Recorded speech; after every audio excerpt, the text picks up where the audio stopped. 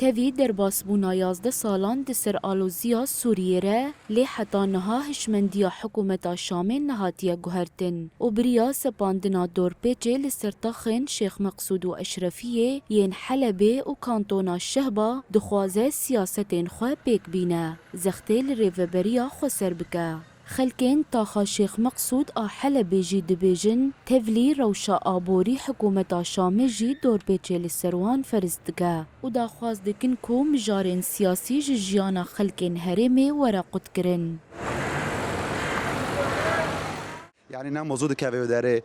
أورد وكيد بي بزوري عم دكن في منطقة ودارمون سنة يعني وخدي روشكي بري زحمات هم لفري وهم جيل شهباء يعني ملات برزوري دكشينية هم دبيجن يعني هم سيفيلنا هم مواطنين مدنيين يعني علاقة مدنية وفي مسألة سنة بسياسات يعني جراكي في شيء ناكل نوفري هذا يعني مواد دربوز بي مثلا دارمون دربوز بي زوروك هنا مثلا زفستون روش هاتنا موجود سنة سر روش اقتصادی دو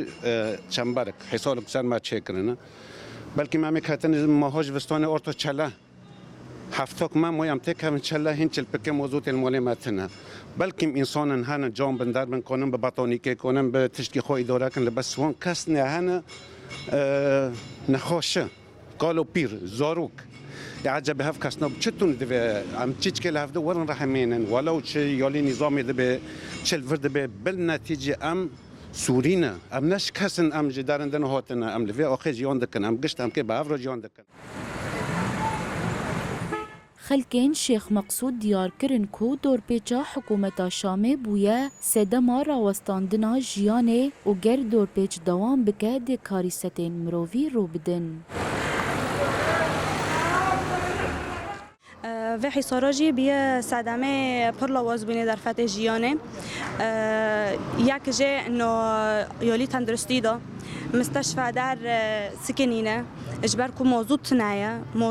تنايا مولدات ناشغلن مستشفى سكنينه قدشك برنا خوش دبن تدفئه تنايا نا مصدر ددن ما نا تشكي ددن ما هم كم بنش قدش كما هيوركنا قصار مورا مرنا نا تشتك ولا مورا دبن شام كم بنش ملات جكيرو بسار تشتكي بار نودن